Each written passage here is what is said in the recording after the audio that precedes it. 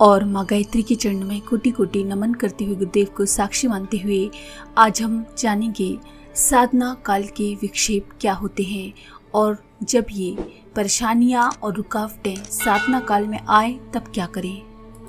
जब हम साधना करने बैठते हैं तो कई बार साधना के समय किसी भी कारणवश बीच में उठना पड़ता है। कई बार नेचर्स कॉल के लिए उठना पड़ता है। कई बार हमारे घर में कुत्ते बिल्ली बंदर शोर करने लगते हैं, वस्तुएं गिर जाती हैं।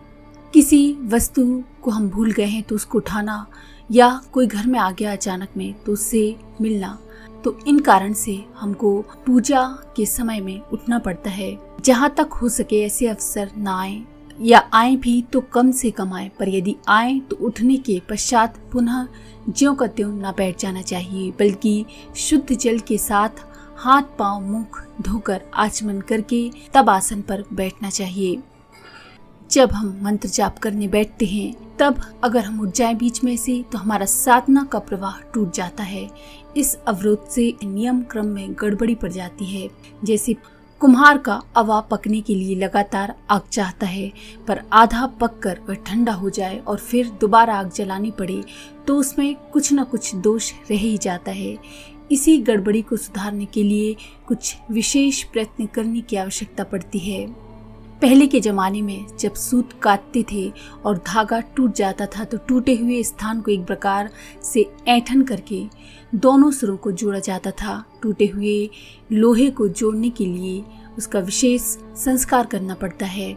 आग में तपाकर पीटना पड़ता है, तब वह टुकड़े जुड़ते हैं। साधना की श्रृंखला टूटने पर भी एक विशेष संस्कार की आवश्यकता होती है, जिसे जल प्रक्षालन कहते हैं। जल शुद्धि से अवसाद चला जाता है और उत्साह आता है। उछटा हुआ मन जल शुद्धि से पुनः शांत एवं शीतल होकर अपने काम में लगता है। टूटी हुई साधना श्रृंखला पुनः जुड़ जाती है। कभी कभी हमारी खुद की भूल से भी ऐसे हेतु उपस्थित हो जाते हैं, ऐसे कारण उपस्थित हो जाते हैं जिनसे साधना की व्यवस्थित क्रिया प्रणाली में विक्षेप पड़ जाता है। रात में किसी कारणवश देर रात तक जागने से ऐसा होता है कि प्रातःकाल देर तक सोते रहें और साधना का ब्रह्म मुहूर्त निकल जाए। कोई बीमारी उठ खड़ी होने, घर में कोई आकस्मिक घटना घटित हो जाने तथा किसी प्रकार से आपत्तिजनक परिस्थिति सामने आ जाने से साधना में विघ्न पड़ जाता है और कुछ समय के लिए साधना को स्थगित करना पड़ता है। ऐसी दशा में ये नहीं समझ लेना चाहिए हमारी साधना खंडित हो गई है। यदि कोई विशेष कारण उत्पन्न हो जाए और आपको अपनी साधना रोकनी पड़े तो प्रतिदिन जितना आप जप करते हैं उतना एक दिन का जप प्रायश्चित के रूप में, जुर्माने के रूप में कर देना चाहिए। एक्स्ट्रा एक दिन का उसे साधना पूर्ति की जप संख्या में नहीं गिनना चाहिए। कभी कभी कई दिन तक साधना बंद रखने की स्थिति सामने आ जाती है। अगर अचानक ऐसी स्थिति आ जाए कि आपको बहुत दिनों तक साधना रोकनी पड़े तो शास्त्रकारों ने एक प्रायश्चित बताया है। वह ये है कि एक दिन की छुट्टी के लिए 1000 मंत्र अधिक जपने चाहिए। ये एक प्रकार का जुर्माना है जो मूलधन में शुमार नहीं होता। जैसे किसी व्यक्ति ने 2 दिन साधना बंद रखी तो उसे 2000 मंत्र नियत रोजाना क्रम के अतिरिक्त जपने होंगे। यानी उसने जितने मंत्रों का संकल्प लिया है उन मंत्रों के अलावा उसको 2000 मंत्र और जपने पड़ेंगे। जहाँ तक हो सके ऐसे अवसर कम से कम आने देनी चाहिए, क्योंकि टूटी हुई रस्सी को चाहे कितनी ही सावधानी और चतुरता से जोड़ दिया जाए तो भी वहां गांठ तो रह ही जाती है। जनन और मृत्यु के सूतक हो जाने पर शुद्धि ना हो जाने तक जप को स्थगित रखना चाहिए। ये देवी कारण होने से इसमें मनुष्य का कोई दोष नहीं होता।